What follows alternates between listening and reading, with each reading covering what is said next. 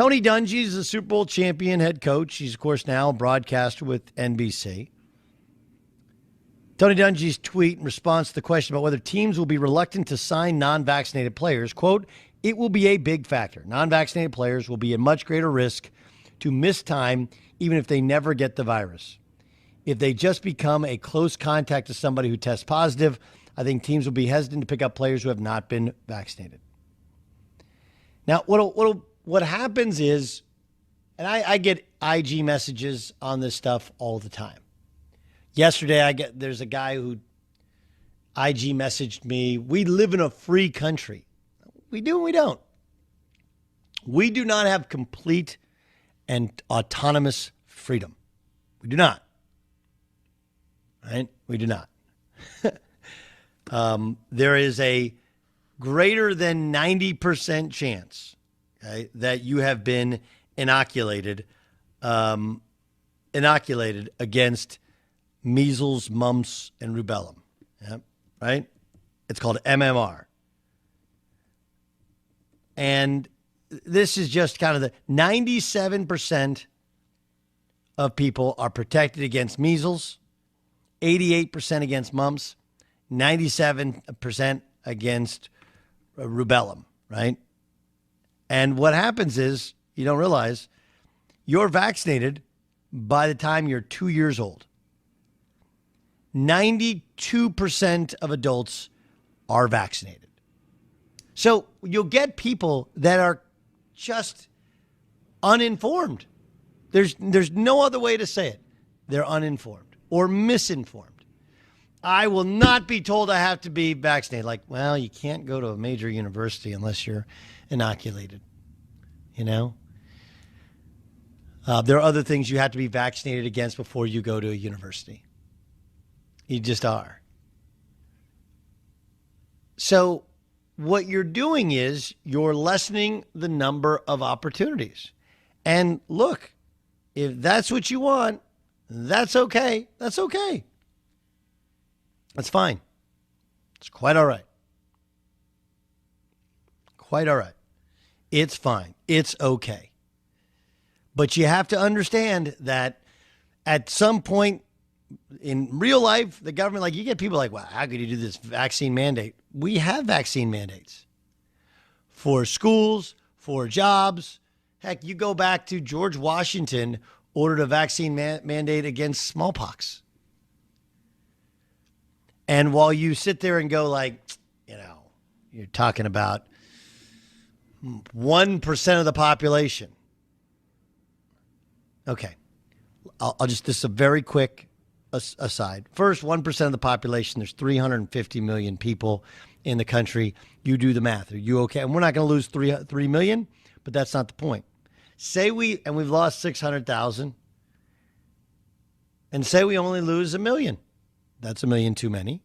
But the bigger part that all these doctors and hospitals are telling you is, look, even if people are dying less often and not dying, then the numbers are not crazy, and people they don't understand these values. What happens is when you get really sick, and you only get really sick for the most part if you're not vaccinated, when you get really sick, that takes up hospital space from people with car accidents, heart attacks. It's the anti-mask guys. You're not wrong. It's not the end all be all. It doesn't solve all of your problems. But what it does is it lessens the likelihood, not just of this, but of, we didn't have a flu season last year. Why? Well, kids weren't in school, and if they were wearing masks. And when people get really sick with the flu, they go to the hospital. And guess what happens? If you don't get vaccinated, there are not enough hospital beds, so somebody doesn't get treated. That's the reality of it. So it's all for the greater good. And even if people don't understand how everyone wants to help them, that's really what it's about. But Tony Dungy, I'm sure, is going to become a punching bag for many of the things he said, including this, where he's like, look, I'm just telling you from the business sense. Cam Newton's a perfect example.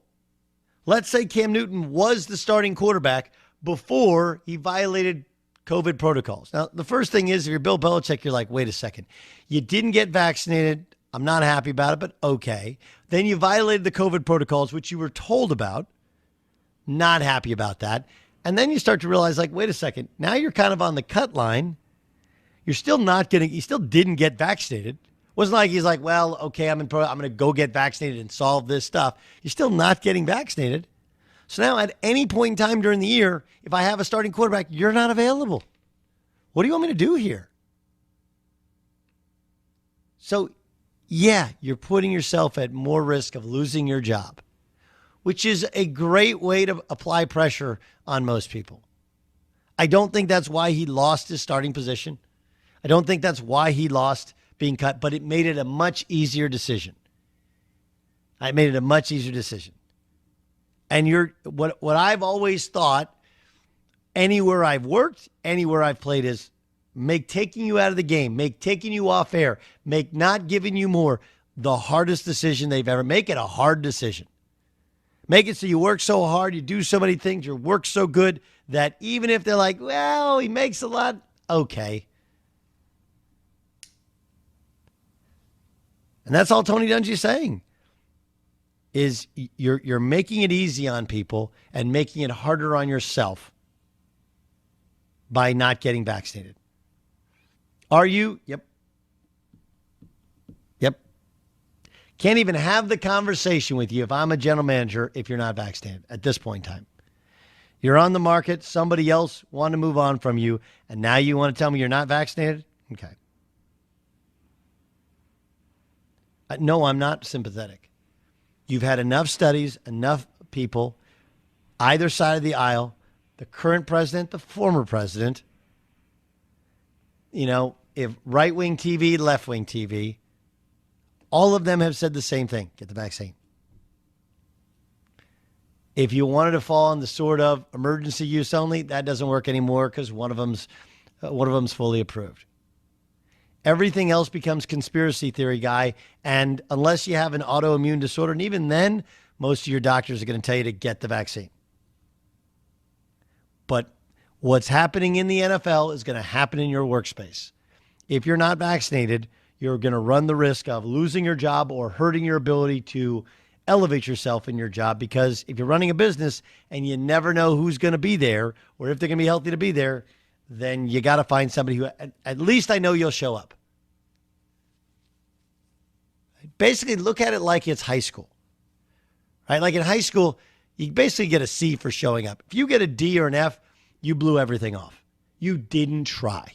Or you did try. You tried to get a D or an F. You just show up, you do the work, you get a C. That's generally the way it works. Same thing in college. C's for degrees, buddy.